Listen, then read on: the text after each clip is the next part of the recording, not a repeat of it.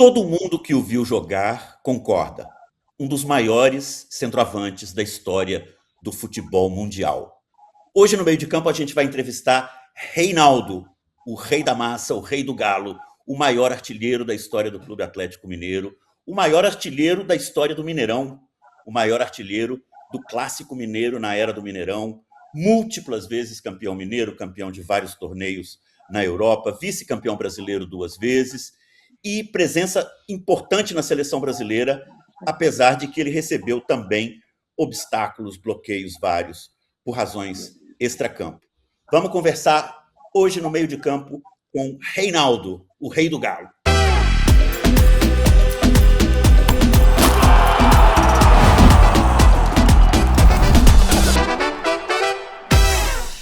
Bom dia, boa tarde, boa noite. Eu sou Idelber Avelar e este é um episódio muito especial do Meio de Campo. Nós estamos completando um ano no ar e temos hoje um grandíssimo convidado, o maior jogador da história do Galo. Reinaldo está com a gente e eu tive o privilégio de ver Reinaldo na arquibancada de 76 até 85. Praticamente todos os jogos eu peguei. É um privilégio muito grande estar com ele, a quem eu já tenho a honra de chamar de amigo. E vamos bater bola, eu e Reinaldo, mas eu vou deixar com o Diego a primeira pergunta para a gente começar o papo. Vamos lá, Diego. Alô, alô, Idelber. Bom dia, boa tarde, boa noite a todo mundo que está nos assistindo. É uma honra, né? Idelber, Reinaldo, seja muito bem-vindo, muito obrigado por aceitar o nosso convite. É uma honra para a gente falar com o Rei, um jogadoraço histórico do Galo e da seleção brasileira. E como o Idelber falou, a gente vai conversar muito sobre futebol hoje, né, Reinaldo? Mas também a sua vida também teve muito marcada pela política, né? E então seja bem-vindo e eu vou pedir para você abrir falando um pouquinho dessa decisão recente, em dezembro do ano passado, da Comissão da Anistia, que resolveu, o Estado brasileiro reconheceu, né, que você foi perseguido durante o período da ditadura. Isso teve consequências na sua carreira, né? Então, se você puder lembrar um pouquinho, falar sobre esse reconhecimento, lembrando aquela famosa entrevista que você deu para o jornal Movimento no comecinho de 78, e também a sua comemoração icônica, né? Levantando o punho para o ar dos seus gols, como é que isso repercutiu, reverberou na sua presença até na própria Copa, né? Em 78. Então, seja bem-vindo e vamos começar falando sobre isso. Depois a gente vai falar de futebol. Valeu, muito obrigado por estar aqui, Reinaldo. Um abraço, amigo Idelber, Thiago também, parabéns pelo ano de programa, e é um prazer bater esse papo com vocês aqui, para a gente relembrar essa trajetória, carreira minha no futebol e também fora do futebol. Fora dos campos de futebol, recentemente em dezembro, eu tive aí o pedido de desculpa do Estado brasileiro, que seria a anistia pelas perseguições que eu sofri no período da ditadura. Sem dúvida que me prejudicou bastante, me afetou bastante, como afetou a vida de milhões de brasileiros, milhares de brasileiros, que a ditadura não só desapareceu, matou, torturou e perseguiu. No meu caso, foi uma perseguição que afetou principalmente a minha parte emocional, psicológica, né? Eu não fui preso, mas fui difamado ali pela grande imprensa que estava aliada ao governo da ditadura. Então, eu sofri várias consequências, e principalmente dentro da CBF, que tinha uma influência grande dos militares, tanto que toda a sua diretoria, comissão técnica, era composta de militares. E eu acabei sendo prejudicado. Aliás, essa época da ditadura foi uma época terrível, uma época sombria, uma época de muito medo, muito fantasma, que todos nós brasileiros sofremos isso na pele. Eu, na minha época, da minha geração principalmente, nessa época eu estava aí aquele elan, aquele entusiasmo da juventude, né? E, e o país todo incomodado com a repressão, com a opressão do Estado.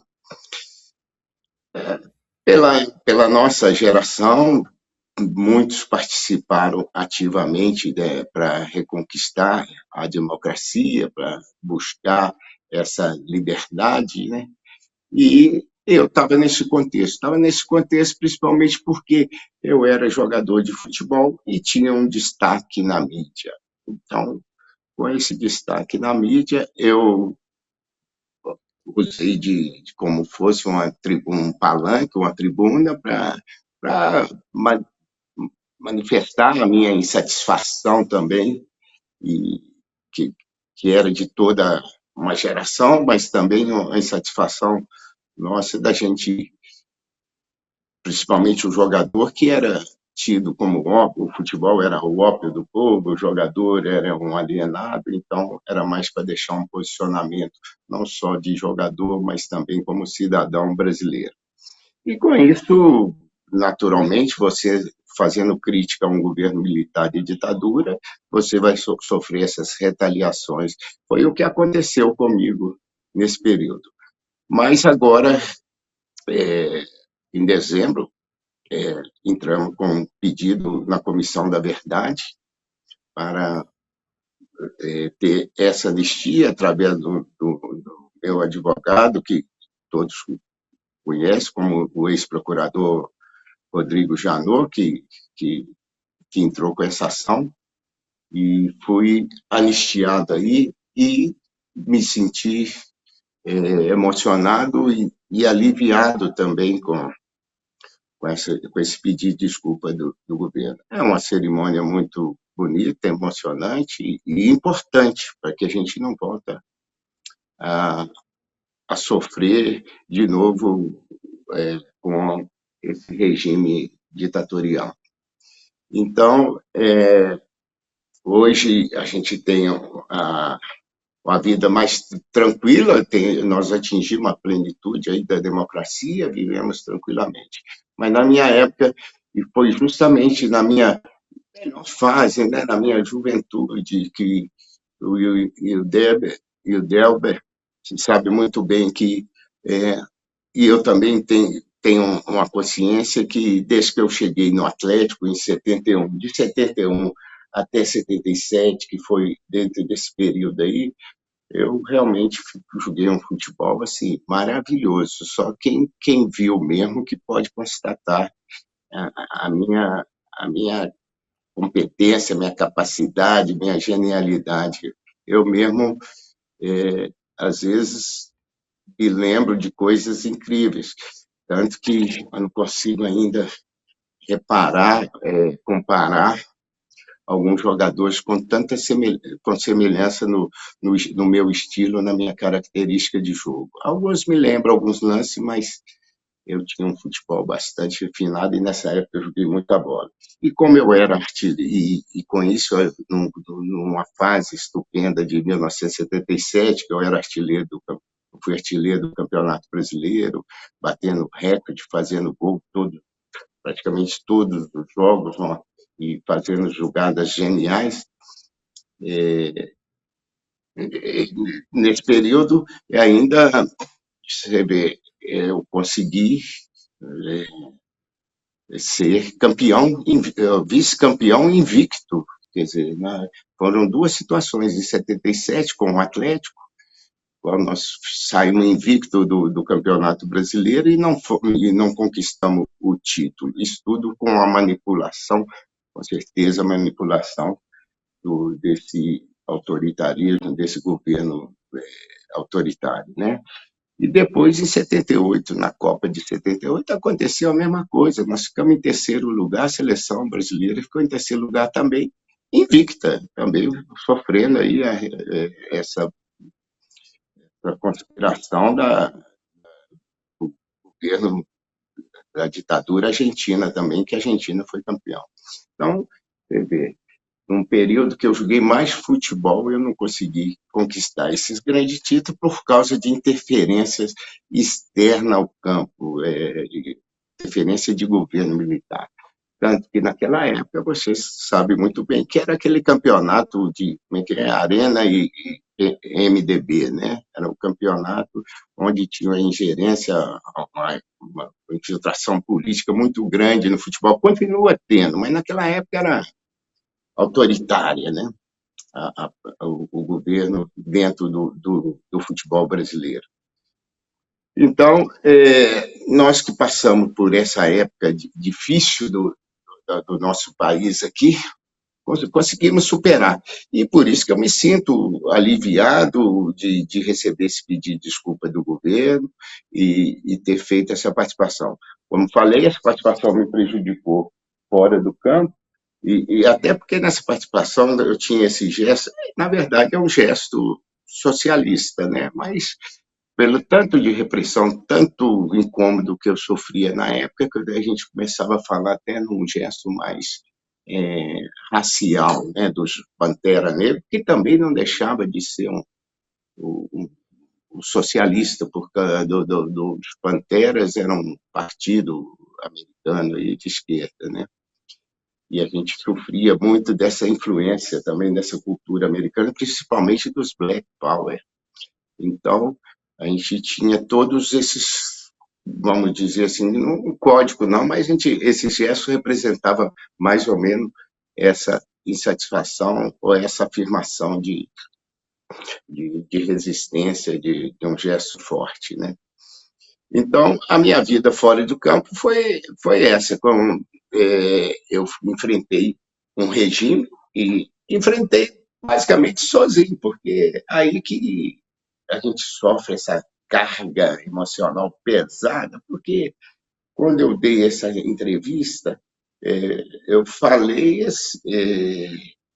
eu não era filiado a partido, não tinha sindicato, não tinha imprensa, não tinha ninguém do meu lado.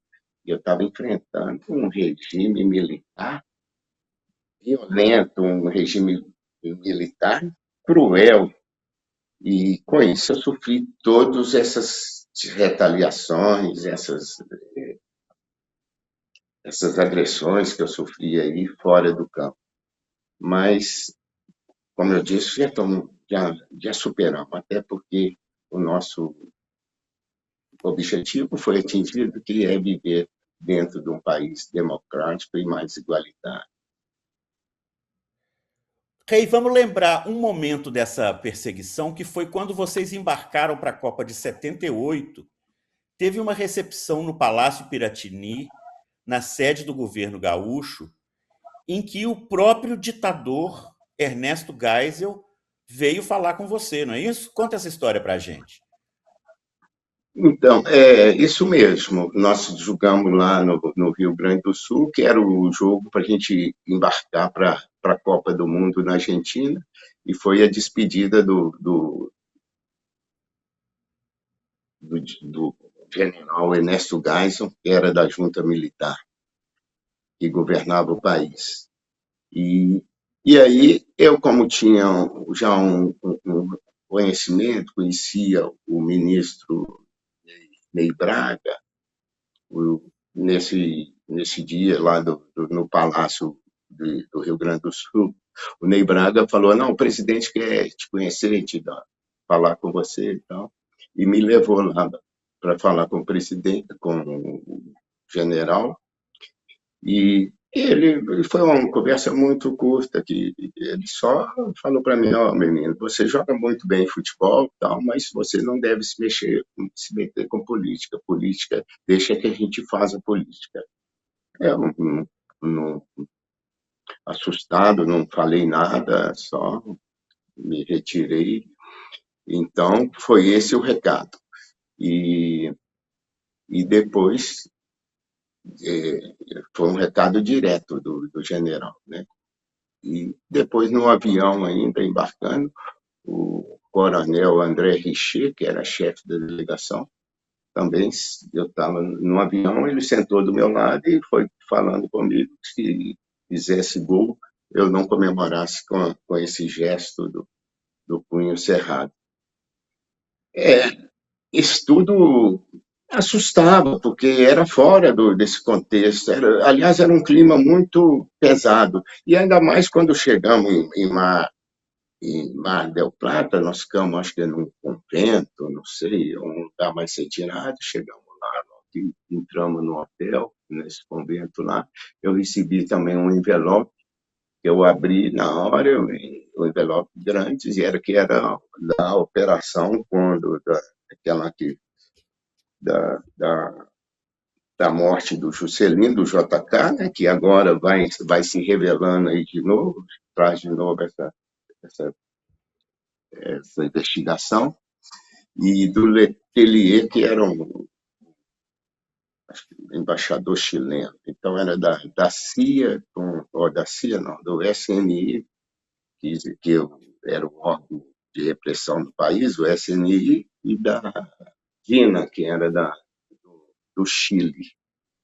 Então, recebi esse documento, fiquei mais assustado ainda, e então foi nessa pressão, fora ainda a pressão do jogo, do futebol, que a gente viveu lá na Copa do Mundo, né? Em Mar del Plata tivemos essas dificuldades do gramado, todo molhado, frio, E essa mesmo primeira assim, fase, no depois jogo contra a Suécia, você fez o gol de empate e levantou o punho cerrado. é verdade. Eu não podia deixar de fazer esse gesto, não podia me acovardar ali. Eu abro os braços, mas depois eu faço o gesto do punho cerrado. E isso ainda incomodou, implicou mais ainda, né? Tanto que depois eu voltei no segundo jogo, depois o Heleno Nunes, que era o almirante Heleno Nunes, que era o presidente da CBF, foi para a Argentina, né? Foi para lá e modificou a seleção, me tirando o Zico também e o Cerezo. Teve essa modificação aí na seleção. Do E a segundo seleção foi jogo até para o bem, né? terceiro, do segundo jogo para o terceiro, saem você, sai o Zico, Zico e o sai o Cerezo. Cerezo. O Cerezo É, joga o terceiro jogo contra a Áustria. O Zico é, entra no segundo tempo no lugar do Jorge Mendonça. E aí o Cláudio Coutinho começa a escolher um time diferente do time que tinha encantado o Brasil no ano de 77. Tem, para a galera que não se lembra, tem um jogo em 77, no Morumbi, contra a Polônia, que o Brasil joga de azul e o Cláudio Coutinho, nesse jogo, escala os três mineiros, Cerezo, Paulo Isidoro, Reinaldo. E vocês destroem com o jogo. Você faz um gol extraordinário dando chapéu no zagueiro. Lembra? Deu o chapéu no zagueiro e completou de canhota, no Morumbi. Na Copa do Mundo, no jogo contra a Suécia, o Coutinho te escala em uma posição bizarra, na ponta esquerda. Você fica travado lá na ponta esquerda e mesmo assim você faz o gol. O jogo contra a Espanha foi em um pasto que saía placas de gramado, né? Era impossível jogar. Foi um jogo ruim, todo mundo jogou mal, mas você foi tirado do time. Então, aqui no meio de sim, campo, uma das coisas que a gente critica na questão da Copa de 78, é verdade que houve muita pressão da ditadura, muita intimidação da ditadura. O Videla, ditador argentino, foi ao vestiário do Peru antes do jogo, etc. Tudo isso é verdade. Mas também é verdade que o Brasil jogou contra a Argentina sem interferência da arbitragem e empatou. Não ganhou. E não ganhou porque no banco estavam Reinaldo, Cerezo, Nelinho, Zico. E em Porto Alegre estava o Falcão que o Coutinho não tinha levado. E dentro de campo estavam jogadores muito inferiores, né? Com todo respeito, Toninho Baiano, Chicão, Dirceuzinho, Jorge Mendonça, não são Reinaldo Zico Cerezo, né? Você lembra desse jogo com a Argentina? O que ele te falou? Se ele considerou a possibilidade de te escalar? Por que o Cerezo não entrou? Por que ele não escalou o Zico? Eu sei que você gosta do Cláudio Coutinho e eu sei que ele tinha méritos, mas ele era um militar, né?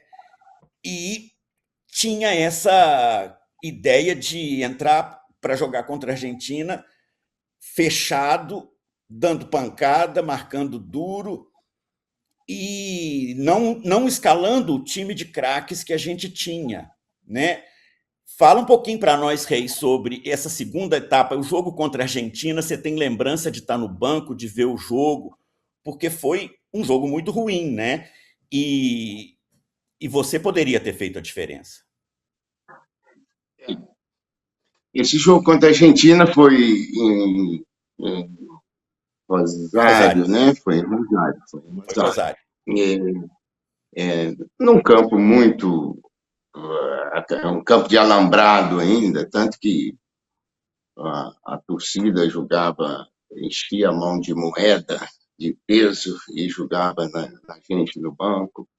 Um clima muito intimidador, um clima de muita pressão ali, de alambrado mesmo. A gente no banco de reserva, então, a gente estava quase no meio da torcida.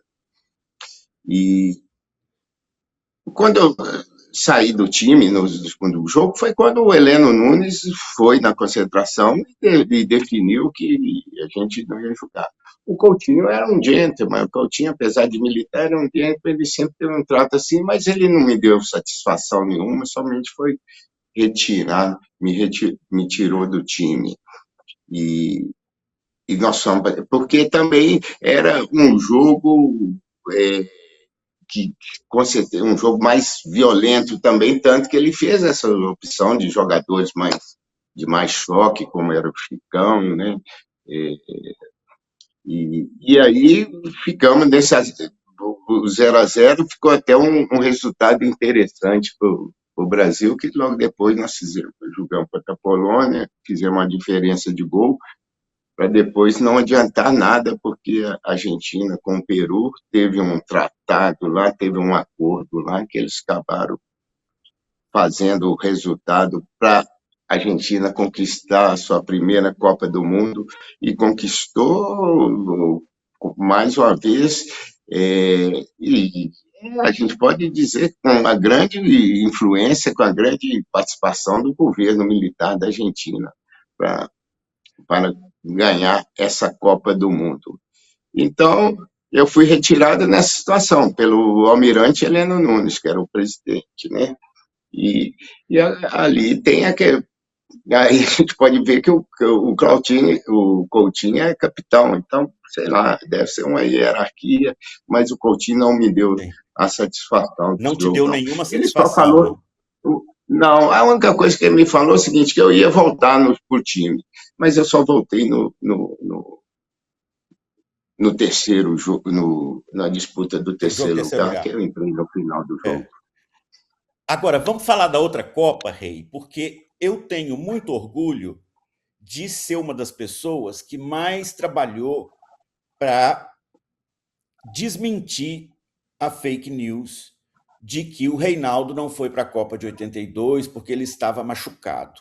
Essa história falsa de que você estava machucado na Copa de 82 circulou muito, muito pela internet, pelo jornalismo. Tem jornalista que acredita nisso até hoje. E trabalhando aí com o teu filho, com o Van, escrevendo, participando de debates e fóruns, sempre que eu posso, eu lembro todo mundo. Vamos recapitular. A segunda fase do Campeonato Brasileiro de 82 gerou um grupo que era chamado do Grupo da Morte, o Grupo do Povo, que era Galo, Flamengo, Corinthians e Inter. Os 4 times mais populares dos 4 principais estados do futebol brasileiro. E nesse campeonato, você jogou todos os jogos. Você marcou gol contra o Flamengo no Mineirão, vitória de 3-1 do Galo. Você jogou contra o Inter no Mineirão, você jogou contra o Corinthians no Mineirão, um jogo que a gente perdeu de virada com um par de frangos do João Leite. E quando a seleção embarca para a Espanha, o último amistoso que ela joga é contra a Irlanda, no Parque do Sabiá. E você estava voando. Tanto é assim que 3 semanas depois da Copa, o Galo excursiona pela Europa, joga o torneio de Paris e você faz contra o Paris Saint-Germain um dos gols mais extraordinários da sua carreira, cortando para dentro, depois cortando para fora e batendo no contrapé do goleiro. E os franceses, encantados, perguntando por que esse gênio não estava na Copa, né? Então, eu queria lembrar o pessoal que no ano de 81 teve muita difamação, essas difamações às quais você se referia no começo. Que o Reinaldo é boêmio, que o Reinaldo é homossexual, porque você era muito amigo do Tutti Maravilha, que é assumidamente gay, e que o Reinaldo fuma maconha, e aquelas coisas todas baseadas em mentiras ou boatos e rumores. E o Telê era, apesar de ser um grande técnico, ele era uma figura muito moralista, né? Ele chegou a dar entrevistas em 81 dizendo: eu acho que o Reinaldo tem que se preocupar em jogar futebol e parar de achar que ele pode ajudar os índios, o Lula e o Frei Beto. É a declaração do Telê de 81.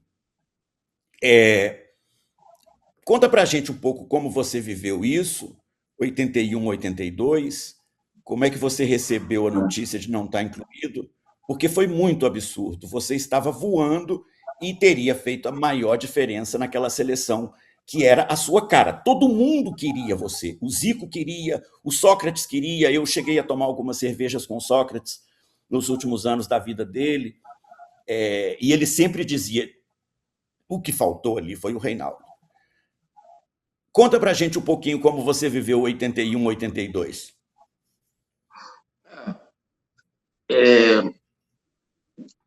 Naquela época, a imprensa do Rio, de São Paulo, aliás, o eixo do futebol, e ainda continua muito forte, é Rio e São Paulo. Para a gente chegar na seleção, a gente tinha de superar tudo e convencer a todos.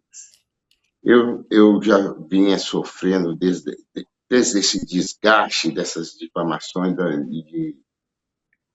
quando eu dei a entrevista, e que, inclusive, na Copa, levaram um aparelho para mim e criaram essa coisa de que eu era muito frágil fisicamente, que eu teria problema. E na Copa, mesmo o Coutinho recorrendo a uns aparelhos lá, eu não consegui recuperar minha condição física, por isso e também ficou um desgaste. E para a Copa de 82, levantaram de novo esse fantasma. Será que tem condição? Vai ter, sabe? Tem problema. E o que é pior, né? É que depois da Copa de 78, eu fiz uma cirurgia muito difícil, né? Eu fiquei mais de um ano parado, né? No ano de 79, por exemplo, eu não joguei. Eu fiquei mais de um ano parado e quando eu voltei jogado em condição, mas não tinha. Eu tinha uma limitação, meu joelho não tinha uma flexão, a minha flexão era limitada, né? Tinha uma flexão quer dizer, joguei praticamente de perna dura ainda depois de 79.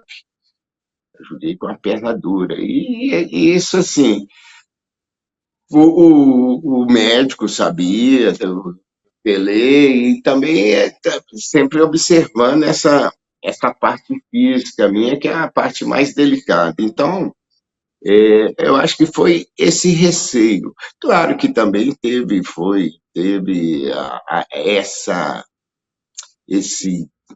vamos dizer, esse desgaste, não,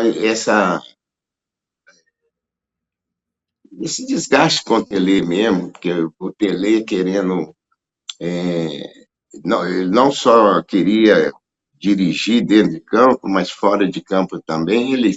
Ele não, não, não admitia nada fora dentro daqueles padrões, daqueles conceitos que ele tinha. Então, ele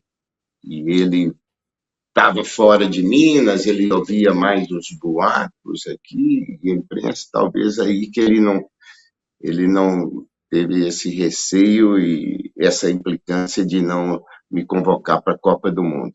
Eu tinha minhas dificuldades, mas também já tinha voltado a jogar. Como você falou, eu já tinha disputado outro campeonato de 80, 81, né? E depois mesmo, na próxima da Copa,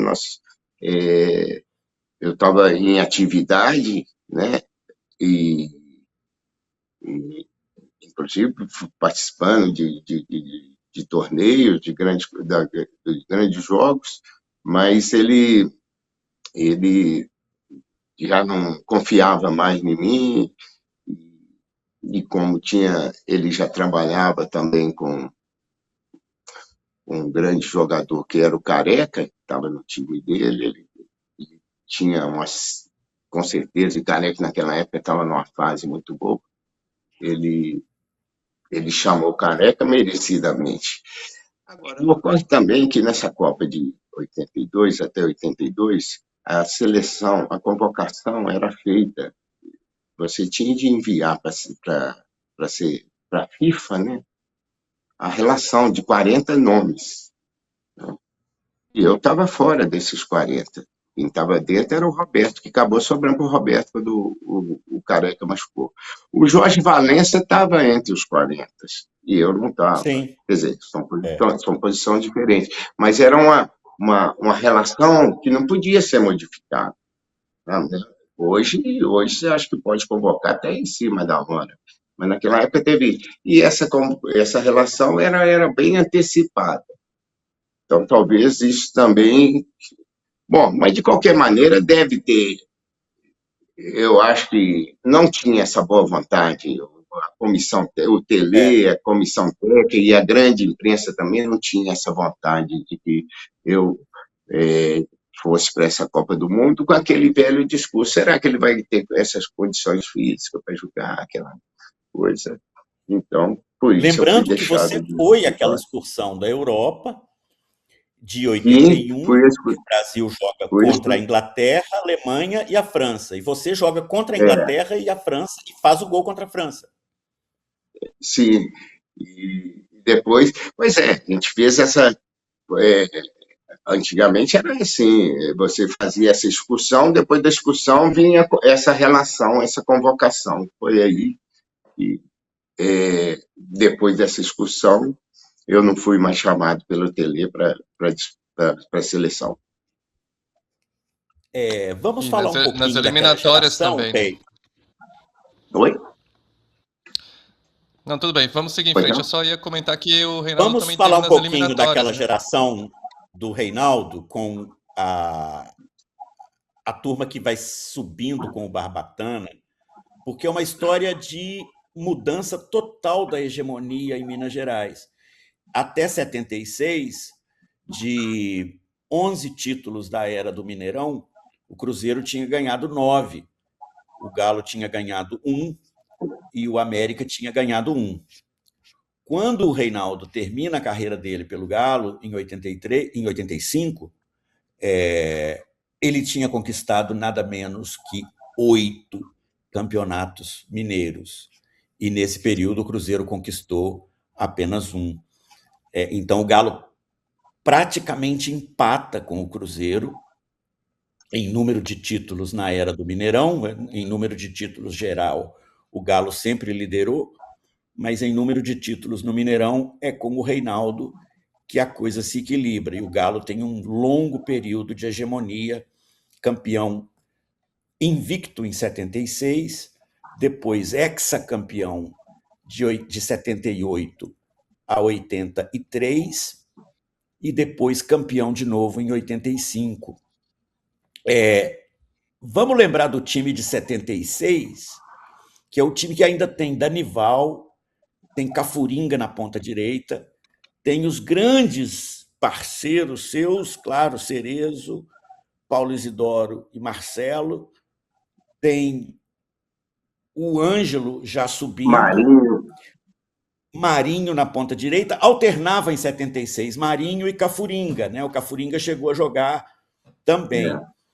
De toda essa turma, o Cerezo eu acho que foi o mais importante para a tua carreira, os lançamentos, os passes.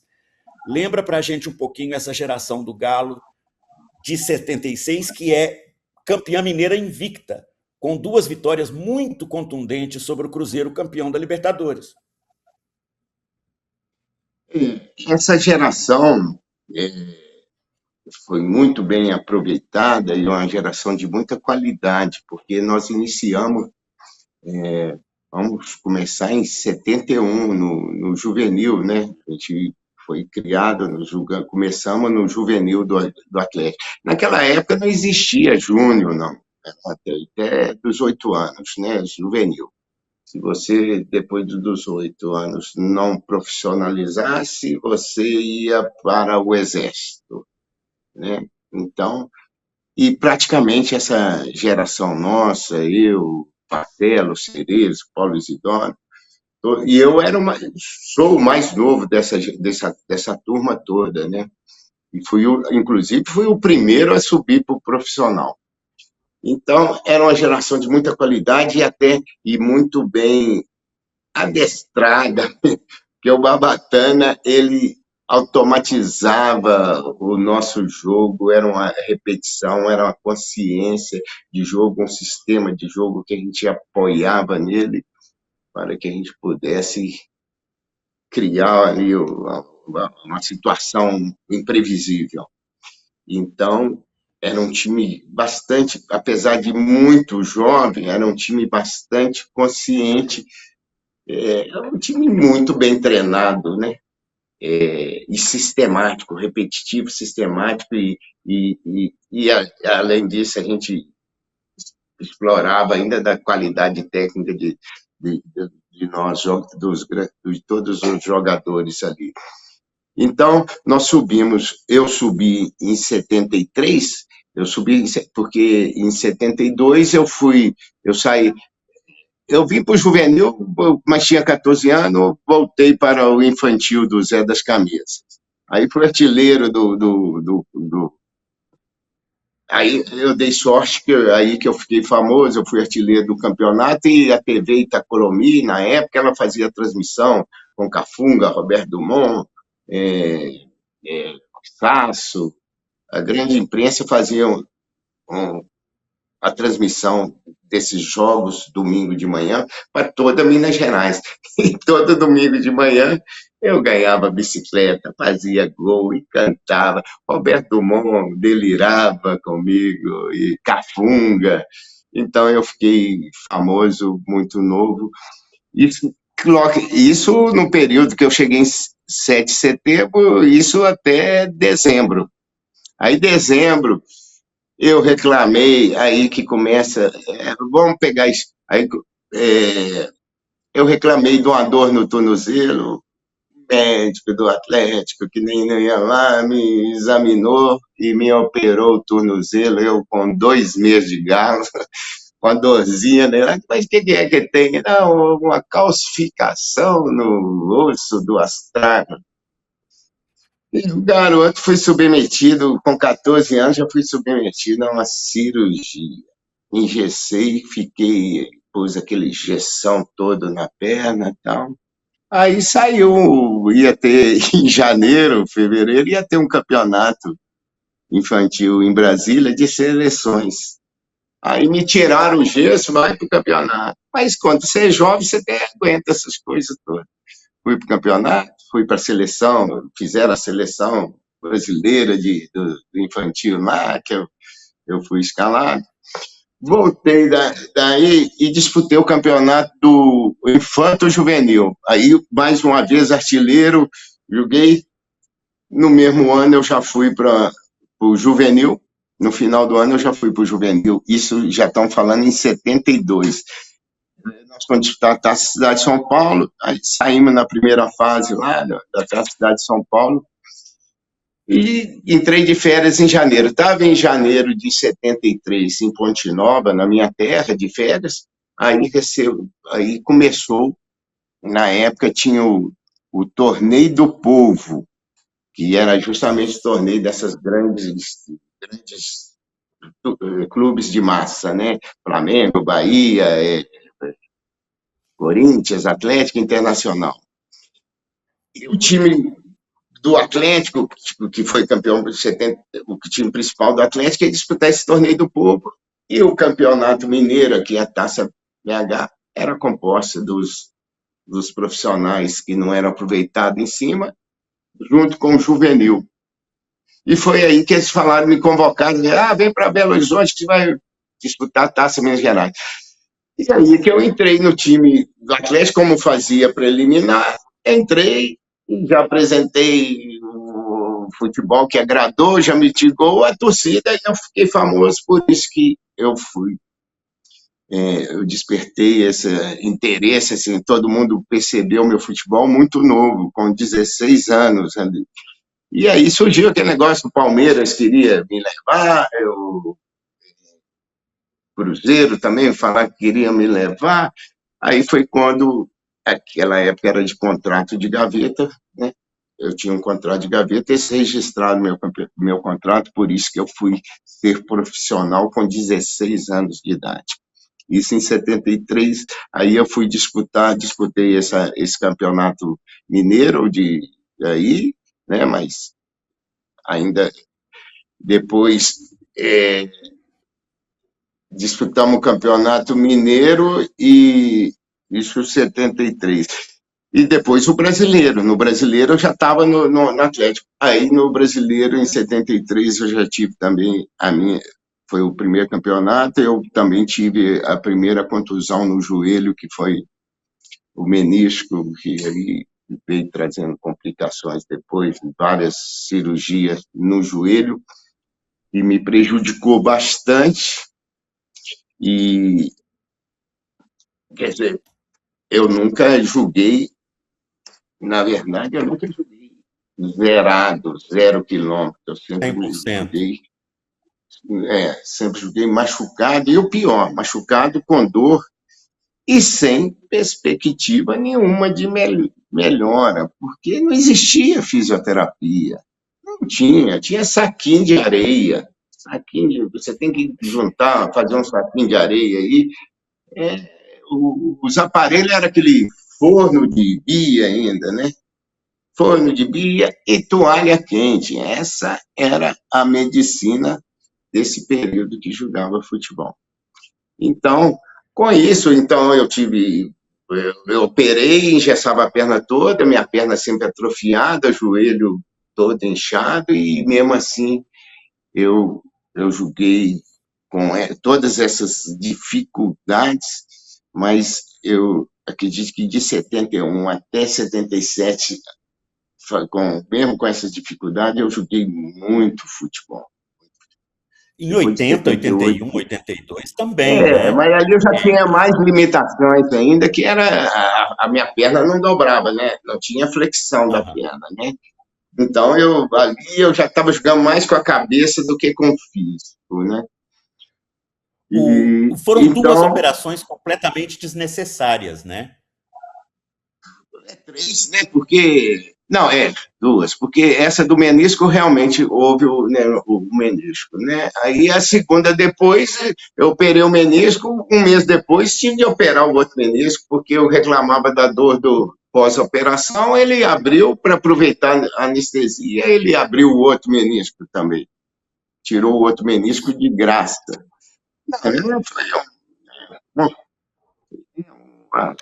Era o conhecimento que os doutores tinham na época. Então, a gente também não pode exigir muito, não, porque tinham essas limitações aí na profissão. Os zagueirões também não perdoavam, né, Rei? E ele fora não tinha. A regra também não protegia nenhum jogador, era porrada, soco, valia tudo, né? Mas, enfim. Então, mas por outro lado, eu fui muito bem beneficiado, porque eu joguei essa geração, que a gente tinha um entrosamento incrível, era só olhar. Eu sabia, o Marcelo pegava a bola, o Cerezo pegava a bola, eu tinha de aparecer para o jogo. Eu sabia que a bola ia chegar em mim, sabe? Eu tinha de aparecer, apresentar para o jogo. E, e tinha, então já tinha toda essa coordenação aí com o negócio, ficava fácil. Eu comecei a criar uma jogada porque eu sabia que eles iam tocar em mim, só que quando eu ia receber, eu via que o Beck vinha, ele não ia na bola, ele vinha para me dar a pancada. Foi quando eu falava, dá o passe forte que eu vou. Aí eu abria a perna, quer dizer, eu sabia que o Beck ia no homem, eu saía e deixava a bola e fazia esse drible que levava a galera ali na delícia. Então, Você inventou alguns dribles de um toque só, ou de corpo sem toque. Tem um gol que a gente vai mostrar aqui, que é contra o América do Rio Grande do Norte, em 77, que você recebe a bola e dribla a defesa inteira do América com um giro de corpo. Então, para quem não conheceu o Reinaldo, era isso. Eu tinha essa. Esse gol do América que você fala aí, por exemplo, se fosse no treino, o Babatana pitava, pipipi, devolve a bola para Cerezo. Então, por isso que eu digo, o futebol ele é previsível, aquilo que você treina, que você apoia, e imprevisível a sua capacidade de ver um espaço maior do jogo, né? Então, naquele lance, eu ameaço dar para o Cerezo e acabo driblando toda a defesa ali do time adversário e fazendo o gol de placa, que é o gol de placa do Mineirão. Então, foi uma fase. Que a gente vai mostrar. Então, foi uma fase maravilhosa dessa geração. Como você falou, nós fomos campeões. Depois de 75 mesmo, que aí, porque em 73 eu tinha subido profissional, mas ainda o Cerezo, o Marcelo, ainda estava no juvenil. A turma veio mesmo para o profissional, final de 74, 75, que aí sim, em 75 nós já começamos a assumir. Em 76 o nosso time era praticamente formado da base, era essa aí. Aí em 76 nós demos show lá, né? Principalmente nesses 2 jogos da finais contra o Cruzeiro, com todo o respeito ao time que era campeão lá da Libertadores, nós demos um chocolate neles que foi para realmente mudar. E aí continuamos, 77, 78, fomos sempre e ganhamos. Ganhava porque também é o seguinte, o campeonato mineiro era longo demais, era mais de 6 meses de campeonato mineiro. 6, 7 meses. E os campeonatos brasileiros. E o campeonato brasileiro era por classificação, eliminação, tal. Então, e tinha esse intervalo aí de agosto, né, que era o período das excursões da Europa, onde que a gente ia lá mostrar como que a gente jogava, porque naquela época não tinha toda essa dificuldade de comunicação e visualização dos jogos do adversário. Então, foi um período bonito, mas quem não teve essa grande expressão, como é que a gente estava em Minas, a imprensa, por exemplo, a gente julgava aqui, esse jogo contra o Cruzeiro mesmo, aí, da final de 76, 77, que a gente fez coisas. Você pegava a grande imprensa, então, vamos dizer assim, que é a imprensa do eixo Rio e São Paulo. Você pegava o Jornal do Esporte, o Globo, o Jornal do Brasil, o Estadão, a Folha de São Paulo e tal. Saía uma pílulazinha, assim, falando a escalação, a renda, o juiz, os gols, quer dizer, a ficha técnica do jogo só. Quer dizer, e aí você pegava a primeira página, tinha uma foto enorme lá de, sei lá, Flamengo e Madureira, São Paulo e Taubaté. Então, a gente não tinha a expressão que o time de Rio e São Paulo tinha. Tanto que hoje aponta aí muito bem essas grandes torcidas dessas equipes de Rio e São Paulo no Norte e Nordeste, é mais por causa dessa influência da imprensa, da Da grande televisão. imprensa que na época era física, né, jornal. Hoje dilui um pouco com a tecnologia, a internet, todo mundo vê onde que é. Mas naquela época, o cara lá do Norte, Nordeste, Centro-Oeste e tal, ele ia para ver a notícia nacional, ele tinha de estar com esses jornais aí, que não dava grande espaço para os outros estados. Então, Rei, dessa forma também, nós ficamos um pouco apagados desse período aí, só mesmo aquele. Mas, por outro lado, a gente tinha uma grande vantagem, que é muito importante também, porque a gente jogava naquela época para 70 mil, 100 mil. O jogo do Maracanã tinha 170, quase 200 mil no campo. E esse torcedor de campo, esse que vê uma testemunha ocular ali do jogo, esse é impactado muito. A gente captura ele muito mais do que a gente hoje vendo o jogo pela televisão, pelo rádio. O jogo no estádio a gente impressionava muito mais. E sem dúvida que é muito mais emocionante o jogo ao vivo do que pela, sim. pelo público, pela televisão. É, então, Quem viu não se isso. esquece. Quem viu agora vai contar, e tem essas histórias, porque tá gravado essas histórias, e como você viu lá no Mineirão, porra, a gente chegava no Mineirão ali, a gente via aquela povo, a torcida ali escorrendo, andando, ninguém tinha carro, nem camisa de clube usava ainda, não tinha nem camisa de clube, era mesmo o povo, a massa ali, caminhando para esses grandes espetáculos que acontecia. E espetáculo com Grande rei. mais de 50 mais de 50, 60 mil pessoas. E quando tem um público desse, realmente acontecem alguns fenômenos. Agora, o Quem Reinaldo, viu, viu. Quem não viu, vai ter que cavucar as imagens dos gols, Vai, dos vai ter de escutar a videotapes que história. existem por aí. Rei, a gente quer te agradecer muito pela presença aqui. É uma honra para nós Obrigado. celebrar o nosso aniversário com você.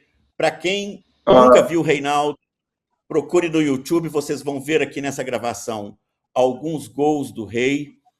Existem alguns jogos completos impressionantes, o jogo do Galo contra o Londrina, os dois jogos contra o Flamengo da final de 1980, a vitória do Galo por 1-0 no Mineirão, a vitória do Flamengo por 3-2, com 2 gols do Reinaldo no Maracanã.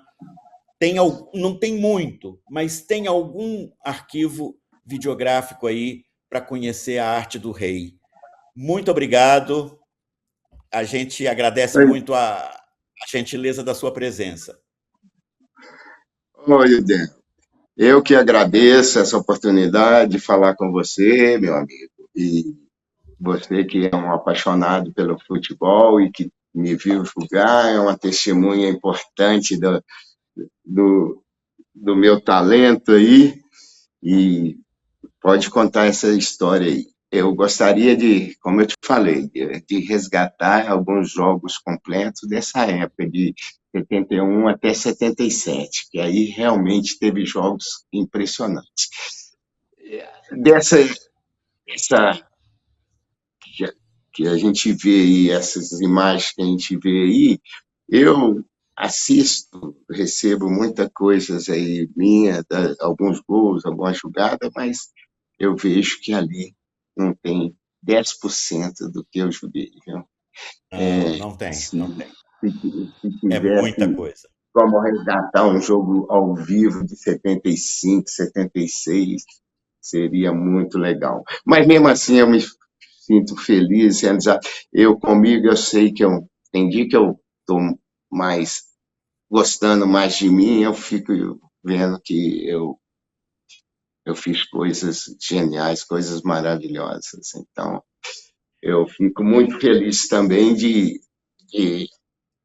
poder recordar, de encontrar com as pessoas que eu dei alegria. Hoje, mais de 40 anos que eu parei, ainda tenho oportunidade de dar alegria aqui. Nós estamos aqui no Galo, encontrando com esses torcedores, gente dá alegria. E desejar a vocês aí do programa, parabéns, um ano aí. Você que é um grande conhecedor de futebol e pesquisador e com a memória fantástica de futebol, eu desejo todo sucesso para você aí no seu programa e pode contar com a gente. Obrigado. Tamo junto. Obrigado, Rei. Abraço do Rei. É nóis. José Reinaldo de Lima, no meio de campo. Um ano. É Valeu. nóis. Valeu, Reinaldo. A gente volta na Muito semana obrigado. que vem. 3 coisas que separam quem só assiste a seleção de quem realmente acompanha ela. Ó, a primeira, acesso às análises que costumam ficar restritas às salas de decisão, ou seja, quem lê pesquisa, poder, sociedade, por dentro. Você encontra esse material no Meio Político toda quarta-feira e também em matérias e entrevistas na edição de sábado, além dos dados da pesquisa Meio Ideia mensal, que agora é interativa e te permite, se você é assinante, fazer o recorte que mais te interessa dentro do nosso site. A segunda é ter opinião de verdade, não é prestada. É a diferença entre repetir o que ouviu e entender por que aquilo aconteceu. O tipo de leitura que te deixa seguro numa roda de conversa, traz repertório e não te deixa cair no argumento pronto. E agora, a terceira, a mais difícil. Atravessar essa eleição sem virar refém de bolha, militância, cinismo. Discordar faz parte, mas sem transformar isso em guerra. É isso que o Meio Premium sustenta todo mês, com um catálogo de produções originais no nosso streaming. Com a eleição chegando, não é só que você vai ficar mais por dentro, é que em nenhum outro lugar você vai entender melhor o movimento político dos próximos meses. Só R$15 por mês. Assina o Meio Premium.